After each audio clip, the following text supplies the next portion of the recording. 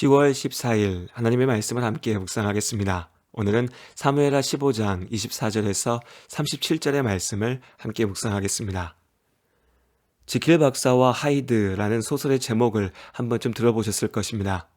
1886년 영국에서 처음 출간된 단편 소설로 원래 제목은 지킬 박사와 하이드 씨의 이상한 사건입니다. 영화나 뮤지컬로도 만들어진 유명한 이야기죠. 지킬 박사가 모든 사람 안에 있는 성과 악의 두 가지 모습을 분리할 수 있는 약물을 만들어냈습니다.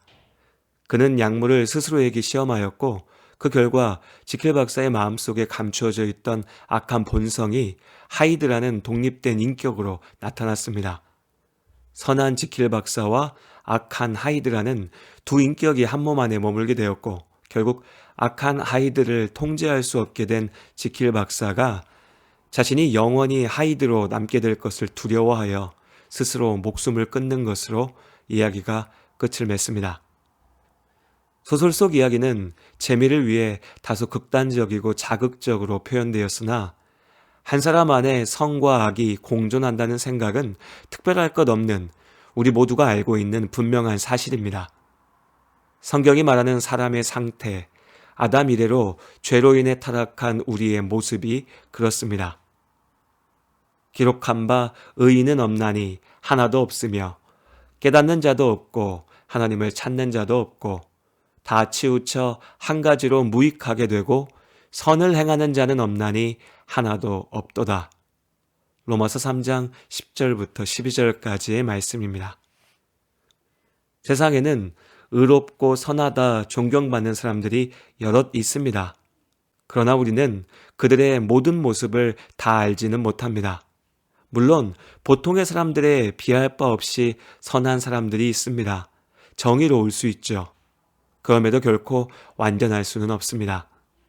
하나님 앞에 스스로 온전한 의인은 없지요. 반면에 순수한 악인은 있는 것도 같습니다. 그러고 보면 지킬 박사가 하이드 씨를 이기지 못한다는 소설의 전개는 설득력이 있습니다. 대다수의 사람들은 지킬 박사와 하이드 씨의 중간 어딘가에서 살아가죠. 하나님께서 주신 양심이 있기에 최소한의 죄의식과 부끄러움, 염치가 있습니다. 그럼에도 번번이 죄의 유혹에 무너지고 악을 행하죠. 사람이 그렇습니다. 우리를 구하기 위해 예수님께서 십자가에서 우리의 죄를 대속하여 죽으셔야 했던 이유입니다. 골리앗을 무너뜨렸을 때 다윗은 하나님의 도우심에 온전히 의지하였습니다. 광야로 도망쳤을 때 다윗은 오직 하나님의 약속을 믿고 순종하였죠.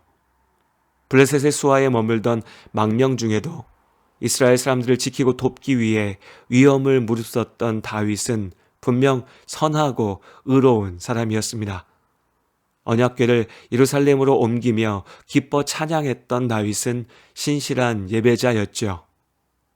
그러나 정치적 이익을 위해 미갈을 이용할 때 다윗은 권력을 쫓는 야심가였고 밧세바를 탐할 때 다윗은 간악한 살인자였습니다. 자식들의 죄악을 방치했던 다윗은 무책임하고 우유부단했죠. 믿음으로 빛나는 영웅이며 또한 너무나 추하고 실망스러운 범죄자. 이 모두가 바로 다윗입니다. 있는 그대로의 다윗을 바라볼 때 우리의 마음이 무거워지는 것은 내 안에 다윗이 있기 때문입니다. 하나님의 자녀된 다윗, 하나님의 원수된 다윗. 이 모든 다윗이 우리 안에 있습니다.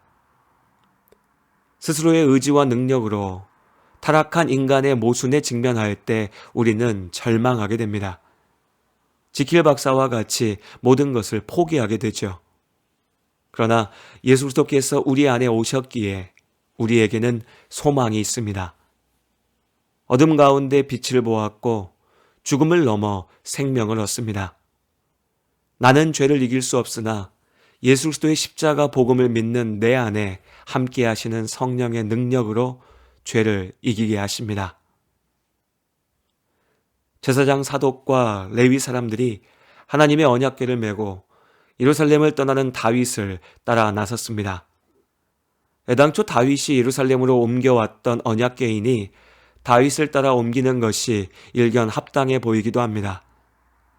앞으로 반란군을 진압하기 위한 전쟁에 나서야 할 다윗에게 하나님의 임재를 상징하는 언약궤는 왕으로서 정통성을 주장할 수 있는 최고의 정치적 수단이기도 했습니다. 그러나 다윗은 말합니다. 보라, 하나님의 궤를 성읍으로 도로 메어가라. 만일 내가 여호와 앞에서 은혜를 입으면 도로 나를 인도하사 내게 그 궤와 그 계신대를 보이시리라. 위기의 순간 다윗은 자신의 본분을 기억했습니다. 하나님의 은혜와 인도하심을 구하며 겸손히 무릎 꿇었지요. 언약궤를 마땅히 있어야 할 자리, 예루살렘에서 옮기지 말라고 명령합니다. 언약궤를 자신의 안위를 지키기 위한 수단으로 사용하는 것은 앞서 엘리 제사장의 아들들이 저질렀던 죄악을 반복하는 것입니다. 왕의 권세를 지키는 것에만 매달리는 것은 사울 왕의 실패를 되풀이하는 것이었죠. 하나님께서 왕 되십니다. 언약궤가 아니라 하나님의 약속을 믿는 믿음이 우리를 지킵니다. 하나님께서 이렇게 다윗을 죄 가운데서 돌이키게 하셨습니다. 인생을 살다 보면 당연한 일, 마땅히 해야 할 일을 당연하게 마땅히 지키고 행하는 것이 결코 쉽지 않다는 것을 알게 됩니다. 믿음이라는 것은 하나님 앞에 당연하고 마땅한 대로 살아가는 것입니다. 나를 구원하신 예수님의 능력으로 오늘도 하나님의 사람답게 살아내는 복된 하루가 될 수 있기를 바라며 기도합니다. 여호와는 나의 목자니 내가 부족함 없으리로다. 그가 나를 푸른 초장에 쉬게 하시고 인도하네. 여호와는 나의 목자니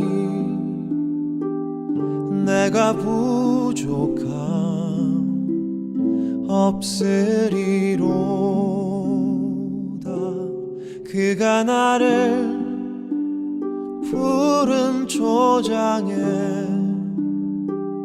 쉬게 하시고 인도하네. 내가 사망의 음침한 계곡을 걸어도 두려워하지 않을 것은 주의 지팡이와 막대기가 나를 지키며 주님 나와 함께 하심이로다. 여호와는 나의 목자니 내가 부족함 없으리로다. 그가 나를 푸른 초장에 쉬게 하시고 인도하네.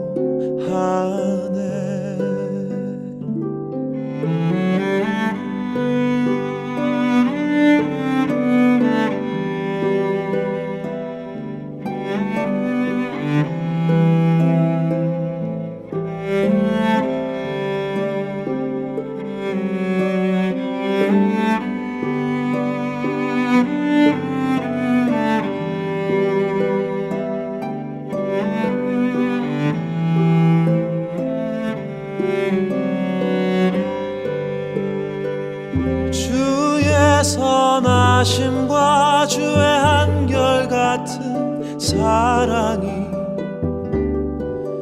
평생에 나를 따를 것이니 내가 여호와의 집에서